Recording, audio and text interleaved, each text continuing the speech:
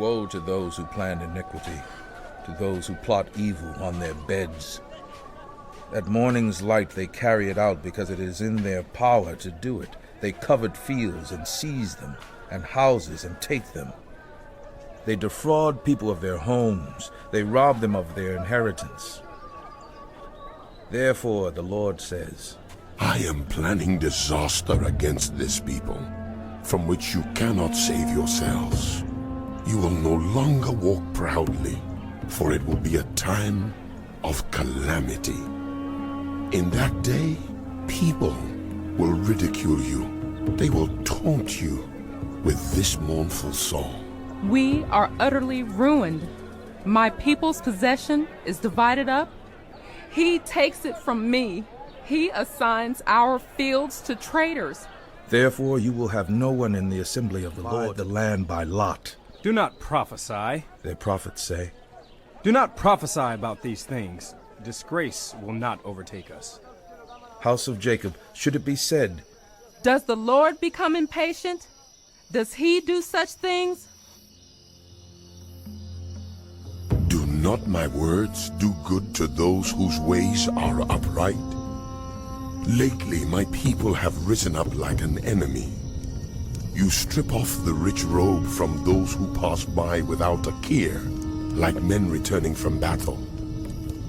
You drive the women of my people from their pleasant homes. You take away my blessing from their children forever. Get up, go away, for this is not your resting place, because it is defiled, it is ruined beyond all remedy. If liars and deceivers come and say, We will prophesy for you plenty of wine and beer, they would be just the prophets for this people.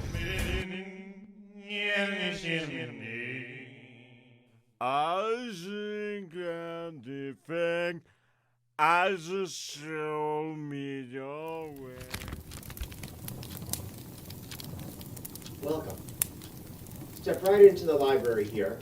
We're going to talk about the prophet Micah. Micah is an 8th century prophet of the Sinai covenant.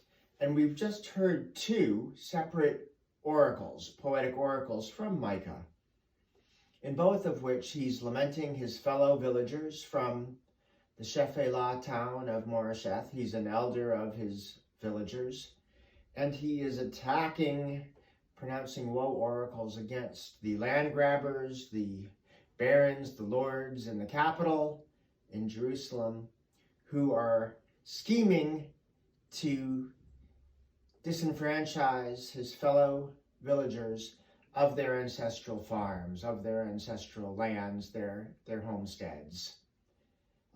And he is quite angry because destroying this network of kin plus land is destroying the material basis that supports the Sinai covenant's ability to nurture in a real economic and substantial way the life and community of these Sinai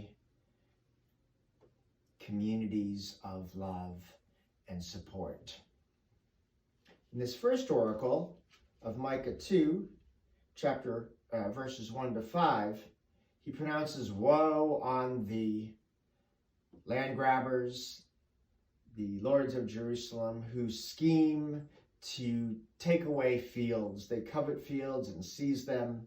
They rob a man and his household of the nachalah, the inherited ancestral landed farmland that sustained the individual units of the covenant, in order to build these great estates, these latifundia estates for cash crops, not worrying at all about the local individual members of the family members of the covenant.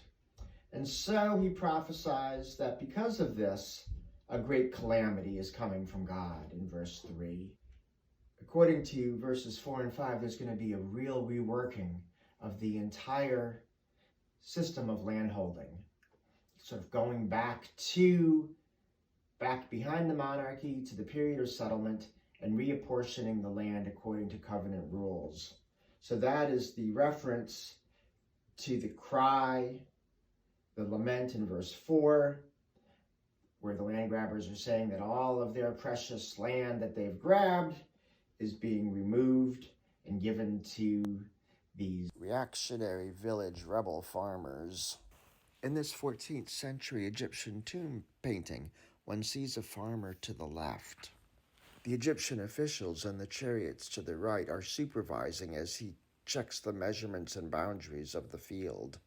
You can see the boundary marker, the Kuduru, down at his feet. In verse 5, we have a reference to the ancient ceremonies of the covenant tent, the tent of meeting, the E-tent, out on the periphery of camp, where, using sacred lots, the promised land was divided up on the basis of lineages, just like the Sinai covenant wanted. In the next oracle, in Micah chapter 2, verses 6 to 11, there is this back and forth fight, this dispute between Micah and the false prophets.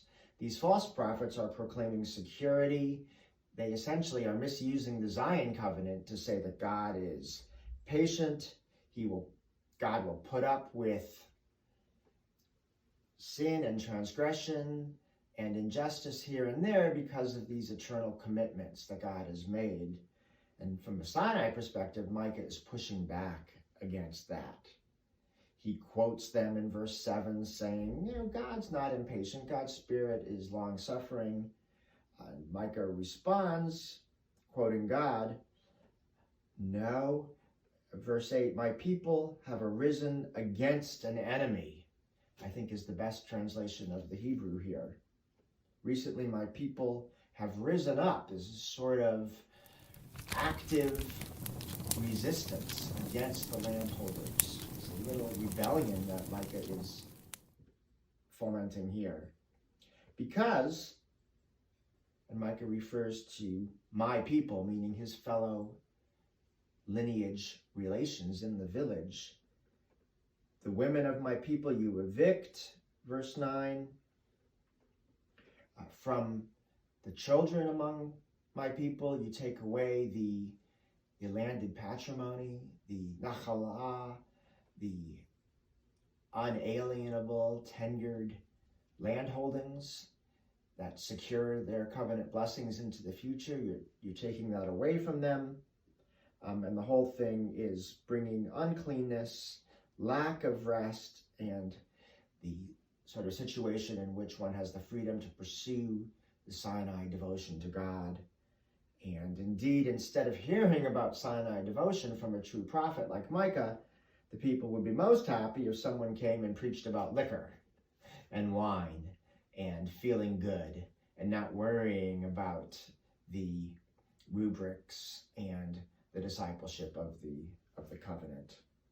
So we're very somewhat satirical and dark-humored critique of these Jerusalem land grabbers.